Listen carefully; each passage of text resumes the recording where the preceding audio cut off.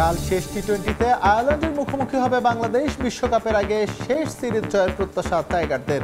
জয়ের সুযোগ হাতছাড়া করতে চায় না আইরিশরা। ফিক্সিংয়ের অভিযোগে বিপিএল নিলামে না রাখায় বিসিসিআইকে আইনি নোটিশ পাঠালেন এনামুল হক বিজয়। ন্যায় বিচার পেতে সর্বোচ্চ চেষ্টা করার অঙ্গীকার। বিসিবিতে আমি একটা লিগ্যাল নোটিশ পাঠিয়েছি, বিসিবি এটা রিসিভ করেছে। আমি অবশ্যই এটা সর্বোচ্চ পর্যায়ে যাব।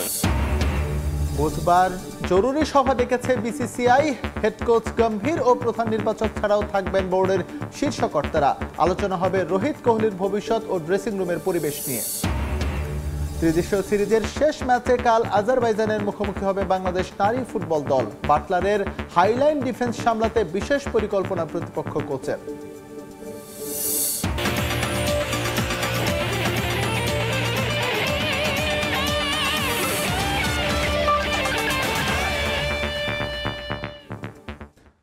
সিরিজ জয়ের লক্ষ্য নিয়ে কাল তৃতীয় ও শেষ টি-20তে আয়ারল্যান্ডের মুখোমুখি হবে বাংলাদেশ। বিশ্বকাপের আগে শেষ সিরিজে ইতিবাচক ফলাফলের আশা টাইগারদের।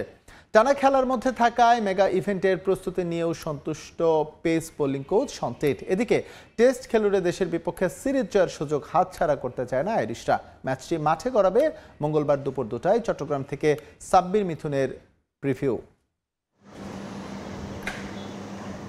বিশ্বকাপের আগে শেষ প্রতিযোগিতামূলক ম্যাচ, সেটাও আবার সিরিজ নির্ধারণী। চট্টগ্রামে তাই বেশ সিরিয়াস অনুশীলন টাইগারদের। ম্যাচের ফলাফল বাদেও যেখানে গুরুত্ব পাচ্ছে সেরা একাদশ নির্বাচন।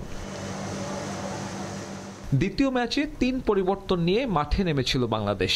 শেষে গিয়ে খেই হারালেও জয় নিয়ে মাঠ ছাড়ে লিটন দাসরা। সিরিজ নির্ধারণীতে অবশ্য ওই ভুল সূত্রে সেরা ক্রিকেটে জয় তুলে নিতে চায় টিম ম্যানেজমেন্ট। আমার মনে হয় নিজেদের কাজ জটিল করে তোলার কোনো প্রয়োজন আমাদের নেই। স্রেফ ভালো ক্রিকেট খেলতে হবে এবং জিততে হবে। প্রতিটি জয়, প্রতিটি আন্তর্জাতিক ম্যাচ জিতলেই সেটা থেকে আত্মবিশ্বাস মেলে। আমরা যদি জয় দিয়ে বিরতিতে যেতে পারি সেটি সেরা ব্যাপার হবে। আমার তাই মনে হয় চিন্তা ভাবনা জটিল করার খুব একটা দরকার নেই। আগামী ফেব্রুয়ারির প্রথম সপ্তাহে শুরু হবে টাইগারদের বিশ্বকাপ মিশন। এর আগে ক্রিকেটাররা ব্যস্ত হয়ে পড়বেন বিপিএল। এই ফ্র্যাঞ্চাইজি টুর্নামেন্টের মান নিয়ে আছে প্রশ্ন। তবে প্রতিদ্বন্দ্বিতাপূর্ণ ক্রিকেটে থাকবেন শীর্ষরা, তাতেই খুশি সাবেক অজি তারকা। আমি চোটের সংখ্যা নিয়ে ভীত নই, এটা আমার নিয়ন্ত্রণে নেই।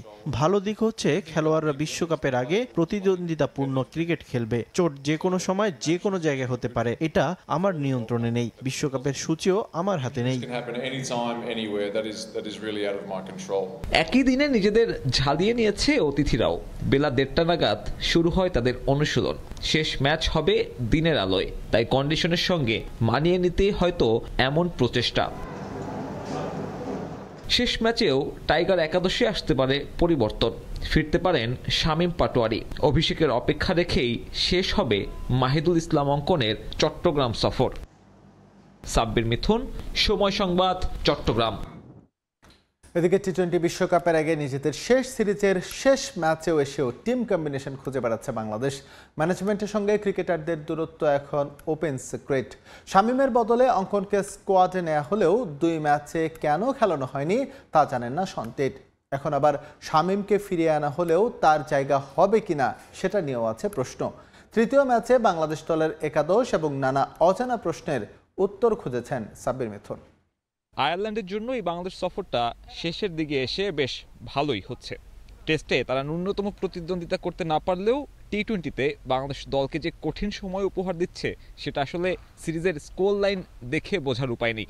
দ্বিতীয় ম্যাচেও বাংলাদেশ ভালো ক্রিকেটটা খেলতে পারেননি। লিটন কুমার দাস 50 করছেন ঠিকই, তবে মিডল অর্ডারের যে চিন্তা, সেই চিন্তা এখনও ভোগাচ্ছে টিম ম্যানেজমেন্টকে। প্রথমে জাকেরের পরে নুরুল হাসান সোহান, তবে এখনও ওই মিডল অর্ডারের দায়িত্ব কে নেবে সে উত্তরটা খুঁজে পায়নি টিম ম্যানেজমেন্ট। তৃতীয় ম্যাচেও পরীক্ষা নিরীক্ষার সুযোগ রয়েছে। পরীক্ষা নিরীক্ষার জন্যই হয়তো শামীম পাটোয়ারিকে আবারও দলে ডাকলেন প্রধান নির্বাচক। যদিও সে আসলে সুযোগ পাবে কিনা সেটা একটা বড় প্রশ্ন।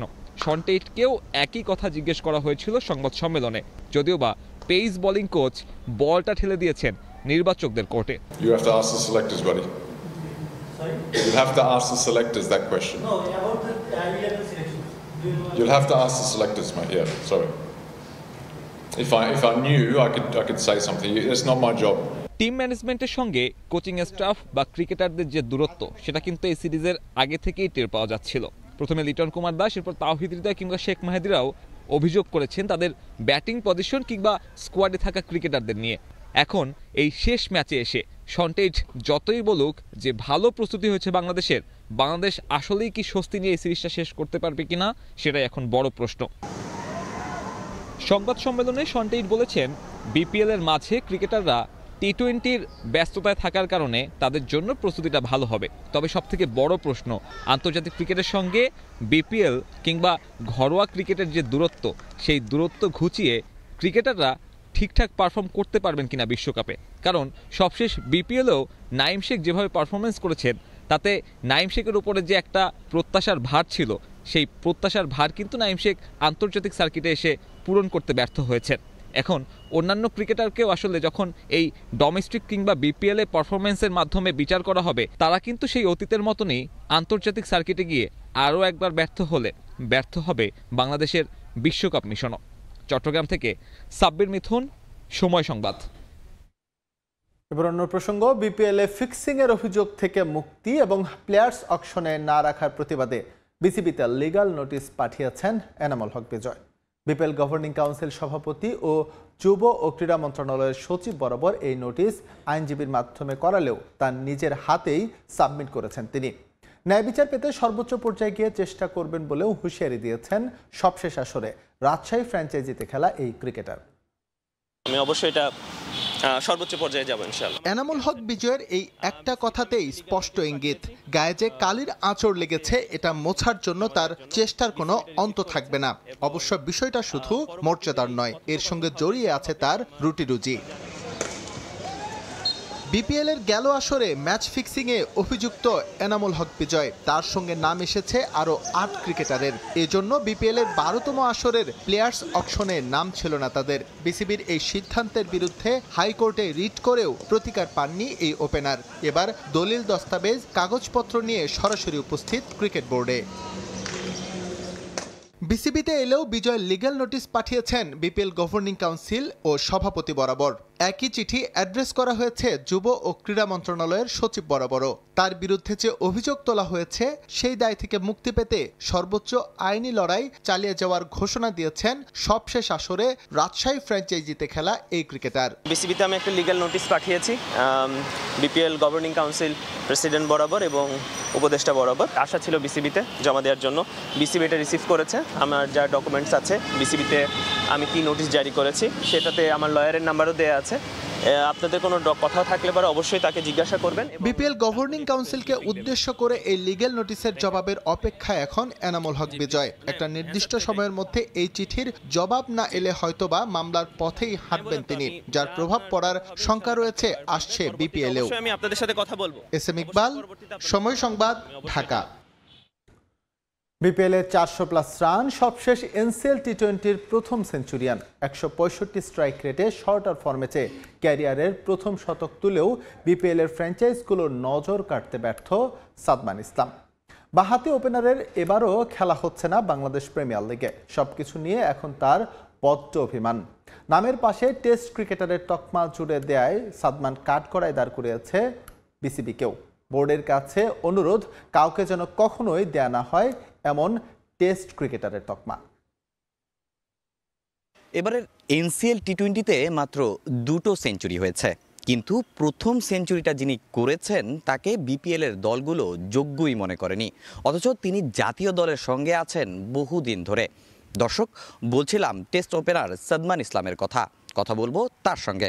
সাদমান ভাই, এক যুগ পর বিপিএল এ নিলাম ফিরলো, কিন্তু আপনার ভাগ্যটা ফিরলো না। এবারও আসলে কোনো দল আপনার প্রতি ইন্টারেস্ট দেখালো না। আসলে আপনার কি মনে হয় কোন জায়গাতে ঘাটতি আছে আপনার?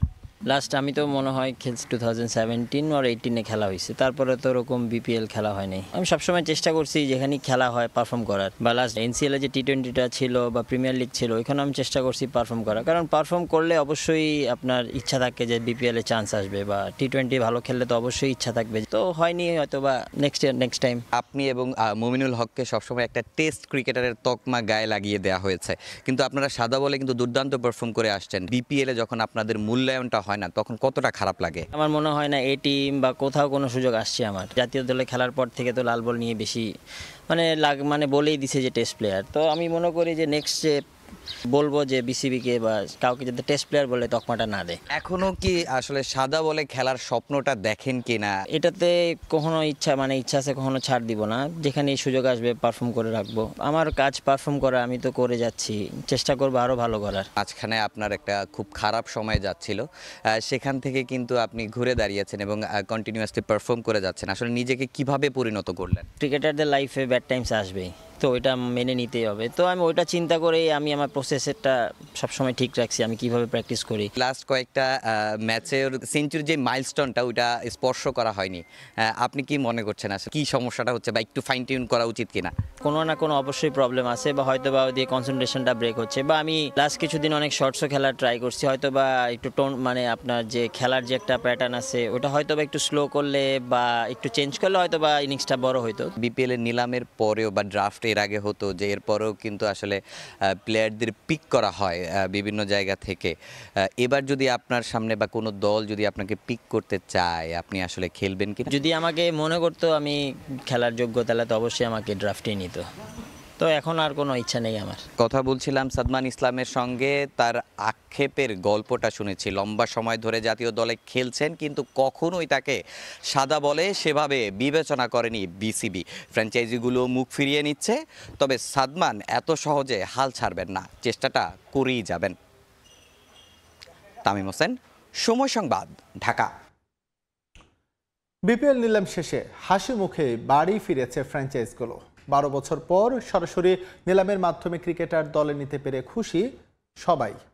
সিনিয়র জুনিয়র মিলিয়ে টিম গড়েছে রাজশাহী। হান্নান সরকারের ম্যাজিক এবং শান্তর নেতৃত্বে এবার শিরোপা উপহার দিতে চান তারা বরেন্দ্রবাসীকে। এদিকে খুলনার মিরাজ এখন সিলেটের। প্রথমবারের মতো চায়ের রাজধানীকে বিপিএল চ্যাম্পিয়ন করতে বদ্ধপরিকর জাতীয় দলের ওয়ানডে অধিনায়ক। কম যায় না ঢাকাও। তাসকিন, সাইফুদ্দিন, নাসির সাব্বিরের দুর্দান্ত দল ক্যাপিটালস। সময়ের ব্যবধান মাত্র 5 ঘন্টা, কিন্তু এর মাঝেই কত কিছুর পরিবর্তন। দুশ্চিন্তার একঝাঁক ভাবনা নিয়ে বিকেলে নিলাম ঘরে ঢোকা মানুষগুলো রাতে বের হয়েছেন হাসি মুখে, যেন রাজ্য জয় করে এসেছেন এক একজন। অবশ্য যা করেছেন তা রাজ্য জয় কিংবা যুদ্ধ জয়ের চেয়ে কোনো অংশেই কম নয়। সবকিছু মিলে আমার কাছে মনে হয় যে খুব একটা ব্যালেন্স টিম হয়েছে। আর মিরাজ বাইরে পায়ে তো আমরা খুশি। আমরা নামে না যে আমরা টিম কম্বিনেশনের জন্য যেটা বেস্ট হয় সেটাতে নজর দেওয়ার চেষ্টা করছি। Last 3 weeks we were working very hard to strategize this team, so we are very happy. Rajshahi Warriors শুরু থেকেই এবার হাঁটছে ভিন্ন পথে। প্রধান কোচ হিসেবে তাদের দলে আছেন হান্নান সরকার। ডিপিএল চ্যাম্পিয়ন এই কোচের হাত ধরে এবার তাদের বাজি বিপিএলে। আর হান্নানের বাজির ঘোড়া নাজমুল শান্ত, সঙ্গে মুশফিক আকবরদের অভিজ্ঞতা আর জিসান রিপন সাকিবদের তারুণ্যে ভরসা ওয়ারিয়র্সদের। আমাদের টিমের মধ্যে ইয়াং বেশ কিছু পারফর্মার রয়েছে, সঙ্গে কিছু সিনিয়রের মিশ্রণ রয়েছে। সো যেটা একটা টিম করতে গেলে খুবই প্রয়োজন, এবং পজিশন ওয়াইজ যে প্লেয়ার পিক করার যে বিষয়টা সেটাতে আমাদের নজর ছিল। আলহামদুলিল্লাহ আমরা সেভাবে করতে পেরেছি। খুলনার ছেলে মেহেদি মিরাজ এক সময় খেলেছেন বরিশালেও। শিরোপা জয়ের সঙ্গেও পরিচয় আছে তার, কিন্তু এবার নিলেন নতুন চ্যালেঞ্জ, নতুন দল সিলেট টাইটান্স। স্বপ্ন অধরা ট্রফি এনে দেবেন চায়ের রাজধানীকে।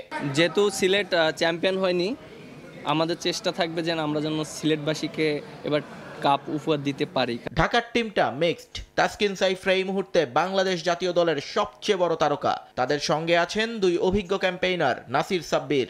শামীম তাইজুলদের দলে অবশ্য তারকা দুটিতে সবার চেয়ে এগিয়ে তাদের মেন্টর রাওয়ালপিন্ডি এক্সপ্রেস শোয়েব আক্তার।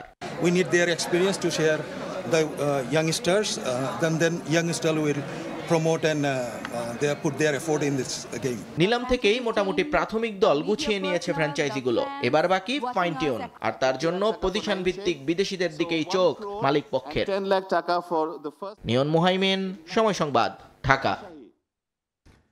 দেশের ক্রিকেটের অবিচ্ছেদ্য অংশ বয়সভিত্তিক ক্রিকেট দল। বিসিবির চেয়ারের পালাবদল হলেও উদীয়মান ক্রিকেটারদের স্বপ্ন নিয়ে উদাসীন বোর্ড। নিয়মিত অনুশীলন করেও ম্যাচ না পাওয়ার আক্ষেপ। গেল অগাস্টে নারী ক্রিকেট দলের বিপক্ষে সেঞ্চুরির দেখা পাওয়া আব্দুর রহমান ইরফানের। ঘরোয়া ক্রিকেটে কিছু ম্যাচ পেলেও দেশের বাইরের দলগুলোর সঙ্গেও ম্যাচ খেলতে চান এই উদীয়মান ক্রিকেটার। ধাপে ধাপে খেলতে চান জাতীয় দলের জার্সি গায়ে।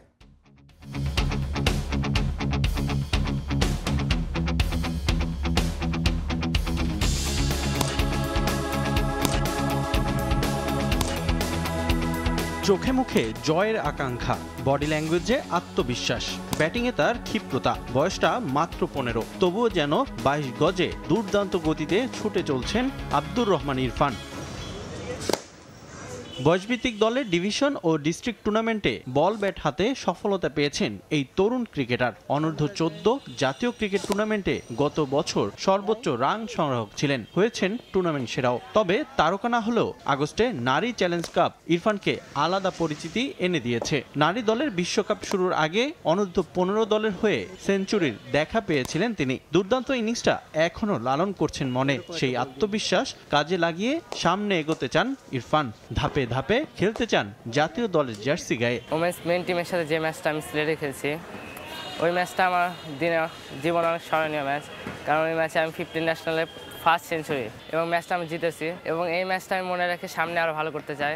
রেকর্ডটা ছিল যে আমি 15 ন্যাশনালে প্রথম সেঞ্চুরিয়ান ছিলাম এবং সিলেট ভেন্যুতে আমি প্রথম সেঞ্চুরিয়ান ছিলাম। যখন আমি রেকর্ডটা করার বা আত্মবিশ্বাস আমার অনেক ডেভেলপ হয়েছে এবং পরের ম্যাচগুলোতে যেন আমি ভালো করতে পারি, তখন ওই আত্মবিশ্বাসটা থাকে। নিজেকে পরিণত করতে নিয়মিত বেঙ্গল টাইগার ক্রিকেট একাডেমিতে অনুশীলন করছেন ইরফান। তবে বয়সভিত্তিক দলগুলোতে কম ম্যাচ পাওয়ার আক্ষেপ এই ক্রিকেটারের। ভবিষ্যতে আরও ম্যাচ খেলার আকাঙ্ক্ষা তার। আমরা প্র্যাকটিস করি ম্যাচ খেলার জন্য, কিন্তু আমরা প্র্যাকটিস বেশি করতেছি, আমরা ম্যাচ সে অনুযায়ী পাচ্ছি না। আমাদের যত বেশি ম্যাচ খেলবো আমাদের এক্সপিরিয়েন্স তত ভালো হবে এবং আমরা তত ভালো করবো।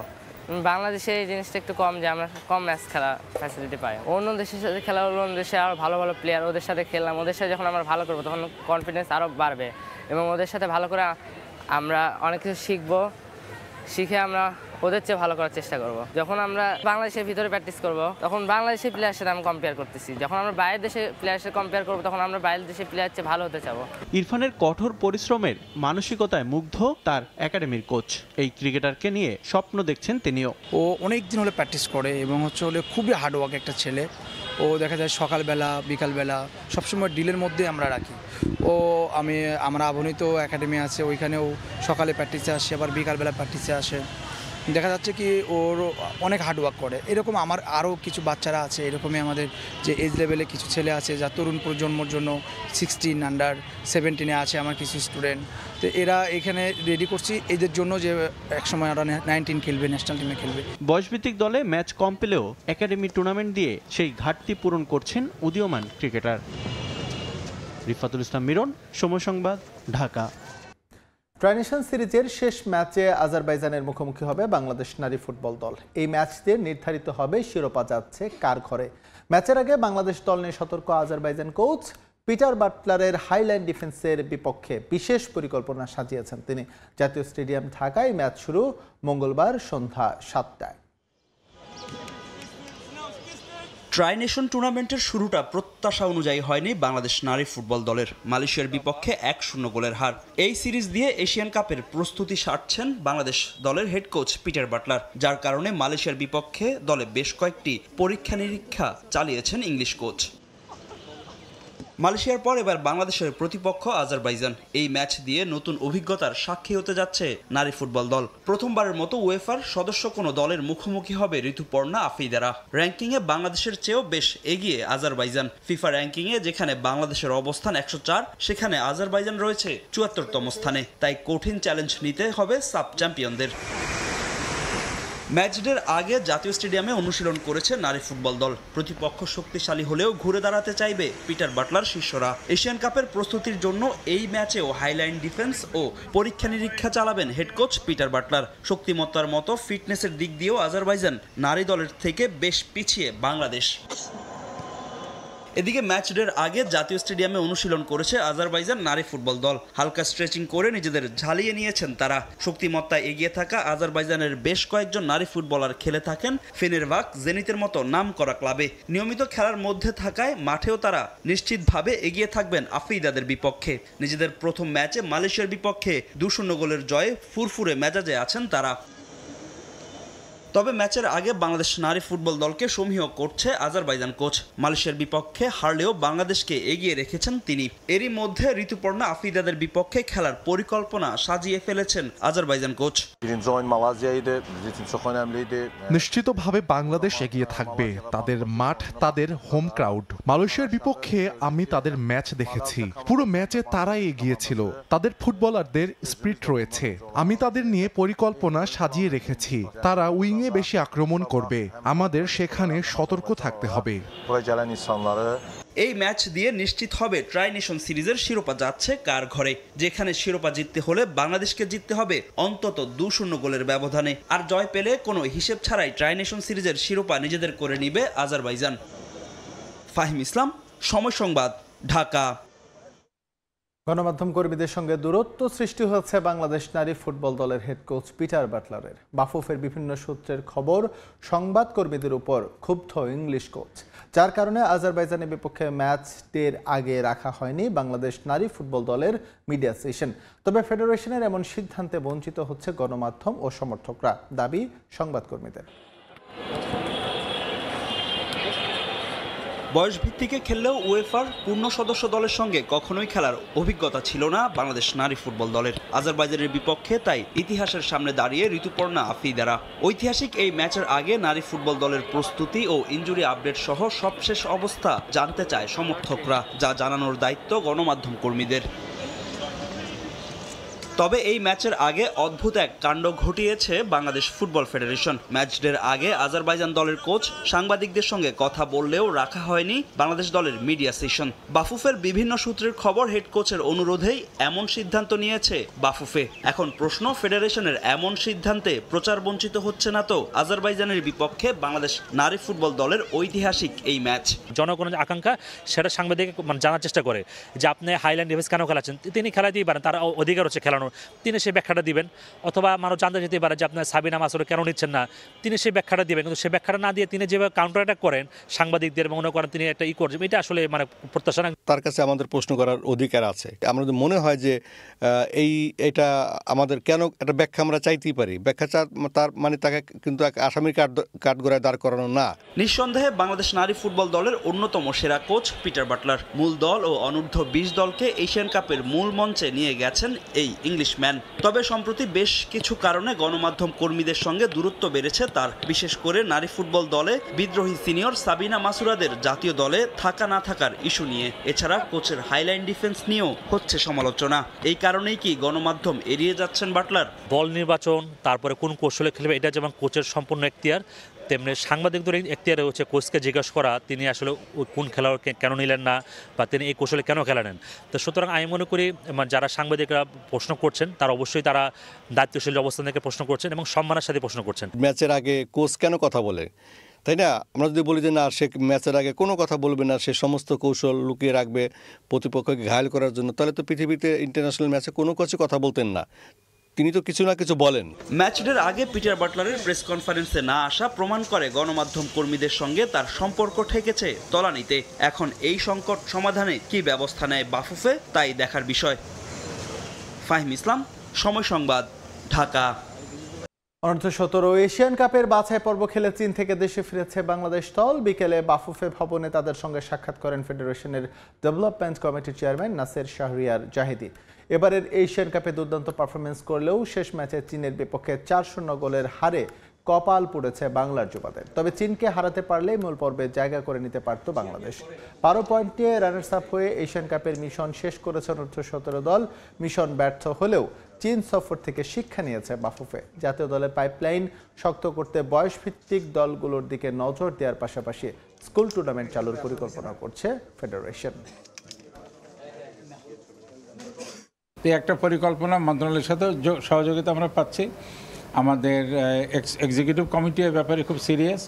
আমি আশা করছি 2026 সালে এই আন্তঃ স্কুল ফুটবল বিভিন্ন জেলা লেভেলে আপনার এজ গ্রুপের কম্পিটিশান, এগুলোর মাধ্যমে আমরা অনেক মেধাবী ছেলেদেরকে আমরা পাবো বলে আমি আশা করি।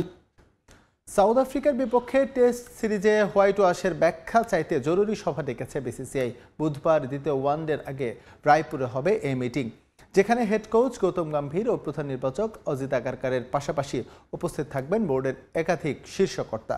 ড্রেসিং রুমের পরিবেশ এবং রোহিত কোহলির ভবিষ্যৎ নিয়ে আলোচনা হবে জরুরি সভায়। যেন হালে পানি পেয়েছেন গৌতম গম্ভীর। সাউথ আফ্রিকার কাছে ঘরের মাঠে টেস্ট সিরিজে হোয়াইট ওয়াশ হওয়ার পর তাকে একরকম শুলে চড়াচ্ছিলেন সবাই। তবে ওয়ানডে সিরিজে শুভ সূচনার পর কিছুটা ঠান্ডা হয়েছে পরিবেশ। তাই কোহলি রোহিতদের বিশেষ ধন্যবাদই দেবেন ভারত দলের হেড কোচ। যদিও বোর্ড গম্ভীরের পাশেই ছিল। চুক্তি অনুযায়ী 2027 ওডিআই বিশ্বকাপ পর্যন্তই টিম ইন্ডিয়ার কোচ থাকবেন তিনি। টেস্ট সিরিজের পর সেটা জানিয়ে দিয়েছিল বিসিসিআই। সঙ্গে এও জানিয়েছিল যে টেস্টের বাজে পারফরম্যান্সের কারণ জানতে চাওয়া হবে কোচের কাছে। আইসিসির অন্য সব ইভেন্টের ট্রফি শোকেসে থাকলেও টেস্ট চ্যাম্পিয়নশিপের শিরোপা এখনও অধরা ভারতের। চলমান চক্রেও অবস্থা ভালো নয়। 9 ম্যাচে 4 জয় নিয়ে টেবিলের 5-এ তারা। কিভাবে এলিট ফরম্যাটে সুদিন ফেরানো যায় তা নিয়ে টিম ম্যানেজমেন্ট ও নির্বাচক প্যানেলের সঙ্গে আলোচনার কথা জানিয়েছিল বোর্ড। দ্বিতীয় ওয়ানডের আগেই জরুরি সভা ডেকেছে ভারতের ক্রিকেটের নিয়ন্ত্রক সংস্থা। বুধবারের সভার অন্যতম আলোচ্য কোহলি রোহিতের ভবিষ্যৎ। এই মুহূর্তে কেবল ওয়ানডে ফরম্যাট খেলছেন 2 সিনিয়র ক্রিকেটার। 27 বিশ্বকাপে তাদের থাকা না থাকা নিয়ে রয়েছে নানা আলোচনা। কিন্তু 50 ওভার ক্রিকেটে নিয়মিত রান পাওয়া রোক ও জুটিকে নিয়ে নতুন করে ভাবতে হচ্ছে নীতি নির্ধারকদের। মিটিংয়ে উপস্থিত থাকবেন BCCI secretary Devajit Saikia, joint secretary Prabhjit Singh Bhatia, প্রধান নির্বাচক অজিত আগারকার ও হেড কোচ গৌতম গম্ভীর। ডাকা হতে পারে সিনিয়র ক্রিকেটারদেরও। মূলত টেস্টে ব্যর্থতার কারণ, দল নির্বাচন প্রক্রিয়া, ভবিষ্যতের পরিকল্পনা এসব নিয়েই হবে আলোচনা। কোচের সঙ্গে ক্রিকেটারদের কমিউনিকেশন গ্যাপ আছে কিনা সেটাও খতিয়ে দেখতে চায় ভারতীয় বোর্ড। মাকসুম আলম খান, সময় সংবাদ। শতভাগ ফিট না থাকলে ব্রাজিলের বিশ্বকাপ স্কোয়াডে শুধুমাত্র নামের ভারে কারো জায়গা হবে না বলে নিজের অবস্থান স্পষ্ট করলেন কার্লো আনচেলত্তি। সেটা নেইমার এবং ভিনিসিয়াসের মতো সুপারস্টার হলেও নয়। ইনজুরির সঙ্গেই যেন বাস করছেন নেইমার। শুধুমাত্র চলতি বছরেই 4 বার ইনজুরিতে পড়েছেন তিনি। সান্তোসের বিপক্ষে সবশেষ ম্যাচে মাঠে নামলেও শতভাগ ফিট ছিলেন না সাবেক বার্সা ফরওয়ার্ড। মিনিসকাসের চোট নিয়ে একটি করে গোল ও অ্যাসিস্ট করলেও তিনি তাতে অবশ্য সন্তুষ্ট হতে পারেননি ব্রাজিল জাতীয় দলের কোচ কার্লো আনচেলত্তি। তিনি সাফ জানিয়ে দিয়েছেন, শতভাগ ফিট না হলে আসন্ন বিশ্বকাপে ব্রাজিল দলে তার জায়গা হবে না। কার্লো বলেন, শুধু নেইমার নন, এই পলিসি ভিনিসিয়াসের ক্ষেত্রেও প্রযোজ্য। এক্ষেত্রে আনচেলত্তির যুক্তি, দলগতভাবে পারফর্ম করতে হলে সবার শতভাগ ফিট থাকা খুবই জরুরি। এদিকে বিশ্বকাপের আগে সেরা কম্বিনেশনের খোঁজে রয়েছেন এই মাস্টারমাইন্ড। এরই মধ্যে বেশ কিছু পরীক্ষা নিরীক্ষাও চালিয়েছেন তিনি দল নিয়ে। আসছে মার্চের আগে আর কোনো ম্যাচ নেই ব্রাজিলের। তার আগে বিশ্বকাপের জন্য দল পুরোপুরি গুছিয়ে নিতে চান কার্লো আনচেলত্তি।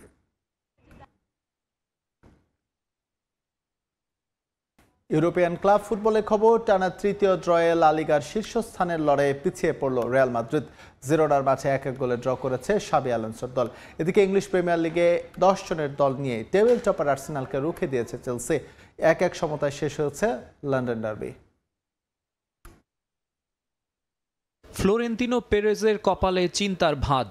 ইউরোপের সেরা ক্লাব, স্কোয়াড দুর্দান্ত, সবই তো আছে, কিন্তু কেন যেন সেরা ছন্দ ফিরে পাচ্ছে না রিয়াল মাদ্রিদ। চাপে আছেন কোচিংয়ের গুরুদায়িত্ব পাওয়া শাবি আলোনসো। গত মৌসুমের হতশ্রী পারফরম্যান্স পেছনে ফেলে এবার ভালোই চলছিল সব, তবে হঠাৎই পথভ্রষ্ট মাদ্রিদিস্তারা। বার্সেলোনার চেয়ে 5 পয়েন্ট এগিয়ে শীর্ষে ছিল যে দল, তারাই কিনা টানা 3 ম্যাচ জয়হীন, হারিয়েছে শীর্ষস্থানও। লা লিগা টেবিলে রেলিগেশন জোনে থাকা জিরোনার বিপক্ষে সহজ জয়ই তো প্রত্যাশিত ছিল, তবে তুলনামূলক দুর্বল প্রতিপক্ষ হলেও ম্যাচ জুড়ে হতাশাই সঙ্গী হয়েছে জায়ান্টদের। বারবার আক্রমণ করেও গোল পেতে ঘাম ছুটে গেছে এমবাপ্পে, ভিনিসিয়াসদের। নিজেদের মাঠে প্রথম লিডও নেয় স্বাগতিকরাই। 45 মিনিটে বল জালে জড়িয়ে সমর্থকদের আনন্দের উপলক্ষ এনে দেন ওনাহি। সমতায় ফিরতে মরিয়া রিয়াল আক্রমণে ছিল বেশ অগোছালো। 24 শটের মাত্র 5টা অন টার্গেটে রাখতে পেরেছে তারা। বারবার ডিবক্স থেকে ব্যর্থ হয়ে ফেরা শাবির দল অবশেষে 67 মিনিটে কাঙ্ক্ষিত গোলের দেখা পায়, সেটাও পেনাল্টি থেকে। স্পট কিক থেকে আর ভুল হয়নি এমবাপ্পের। ওই 1-1 স্কোর লাইন নিয়েই শেষ হয় খেলা। লিগের শীর্ষে ফেরার সুযোগটাও হাতছাড়া হয় লস ব্ল্যাঙ্কোদের। এদিকে চ্যাম্পিয়ন্স লিগে বার্সেলোনার বিপক্ষে বড় জয়ের সুখস্মৃতি নিয়ে এদিন ইংলিশ প্রিমিয়ার লিগে নিজেদের মাঠে আর্সেনালের মুখোমুখি হয় চেলসি। স্ট্যামফোর্ড ব্রিজে 2 হেভিওয়েট দলের লড়াই শুরু থেকেই উত্তাপ ছড়িয়েছে। তবে ম্যাচের 38 মিনিটে ময়েস কাইসেদো লাল কার্ড দেখলে 10 জনের দলে পরিণত হয় স্বাগতিকরা। তারপরও অবশ্য সফররতদের লিড নিতে দেয়নি তারা, উল্টো 48 মিনিটে ট্রেভো শ্যালোবার গোলে এগিয়ে যায় ব্লুজ। সমতায় ফিরতে অবশ্য খুব বেশি সময় নেয়নি সফররতরা। 59 মিনিটে মিকেল মেরিনোর গোলে স্বস্তি ফেরে গানার শিবিরে। শেষ পর্যন্ত 1-1 গোলে ড্র নিয়ে মাঠ ছাড়ে দু দল। জয় না পেলেও টেবিলের শীর্ষেই আছে মিকেল আর্তেতার শিষ্যরা। সব প্রতিযোগিতা মিলিয়ে টানা 17 ম্যাচ অপরাজিত আর্সেনাল। মাকসুম আলম খান, সময় সংবাদ।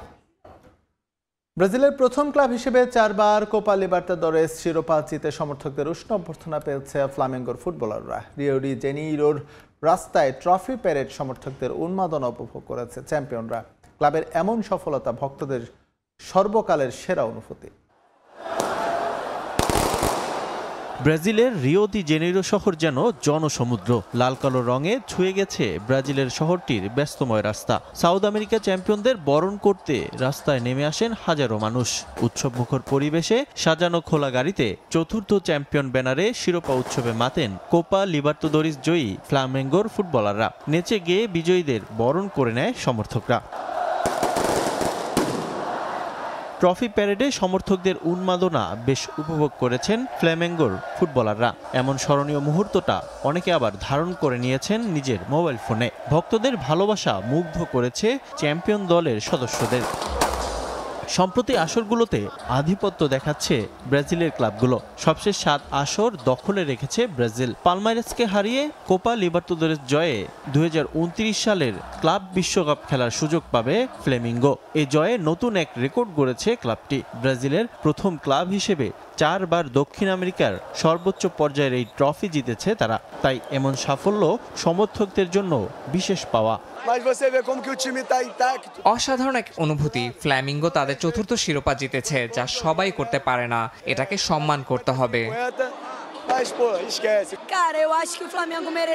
এটা ফ্লামিঙ্গো, তাদের সমর্থক পৃথিবীর সবচেয়ে বড় গোষ্ঠী। এটা সর্বকালের সেরা অনুভূতি। আমার কাছে পৃথিবীর সেরা অনুভূতি ফ্লামিঙ্গোর বিজয়। এদিকে ব্রাজিলের ঘরোয়া লিগের শিরোপা জয়ের দ্বার প্রান্তে ফ্লামিঙ্গো।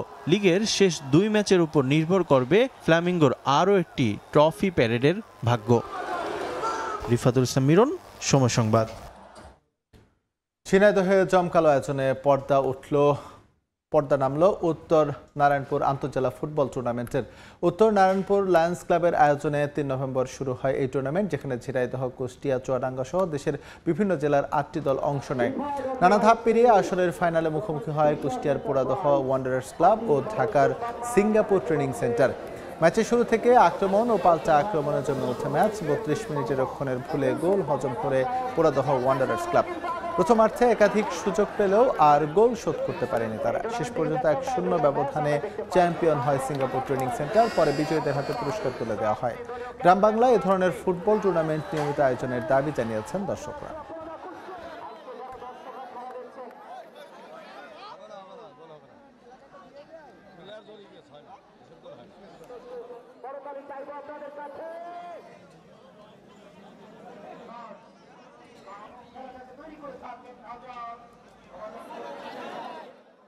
প্রচুর হাজার হাজার লোক খুবই এনজয় করছে। আমরা অসাধারণ অসম্ভব সুন্দর একটা খেলা উপহার দিচ্ছে Poradaha Wanderers club and Singapore training centre. তাদের খেলাধুলা দেখে আমি খুবই অসম্ভব মুগ্ধ হয়েছি। আমরা খুবই উপভোগ করছি। একটা সময় আসছে, আমরা ভালো লাগছে। এখানে যে ব্যবস্থাপনাটা যেটা ছিল, মানে মাঠের ঢোকা থেকে শুরু করে মাঠের মধ্যে যে মানে প্লেসটা, সব কিছু অনেক সুন্দর ছিল। আমাদের খুবই ভালো লাগছে। নেক্সট টাইম এমন আয়োজন যেন বারবার হয়ে থাকে। হামজা চৌধুরী বাংলাদেশে আসার পর থেকে ফুটবলে যে গণজোয়ার এসছে, আমরা উত্তর নারায়ণপুর আন্তঃজেলা ফুটবল টুর্নামেন্ট তারই ধারাবাহিকতায় এই ফুটবলের যে গণজোয়ার, এই গণজোয়ার আরও বৃদ্ধি করার জন্য আমাদের এই আয়োজন। এ পর্যায়ে খেলার সময়ের শীর্ষ সংবাদ জেনে দিচ্ছি আরেকবার। কাল শেষ টি-20তে আয়ারল্যান্ডের মুখোমুখি হবে বাংলাদেশ। বিশ্বকাপের আগে শেষ সিরিজ জয়ের প্রত্যাশা টাইগারদের। জয়ের সুযোগ হাতছাড়া করতে চায় না আইরিশরা। ফিক্সিংয়ের অভিযোগে বিপিএল নিলামে না রাখায় বিসিবিকে আইনি নোটিশ পাঠালেন এনামুল হক বিজয়। ন্যায় বিচার পেতে সর্বোচ্চ চেষ্টা করার অঙ্গীকার। বিসিবিতে আমি একটা লিগ্যাল নোটিশ পাঠিয়েছি, বিসিবি এটা রিসিভ করেছে। আমি অবশ্যই এটা সর্বোচ্চ পর্যায়ে যাব। এবং ত্রিদেশীয় সিরিজের শেষ ম্যাচে কাল আজারবাইজানের মুখোমুখি হবে বাংলাদেশ নারী ফুটবল দল। বাটলারের হাইলাইন ডিফেন্স সামলাতে বিশেষ পরিকল্পনার প্রতিপক্ষ কোচের।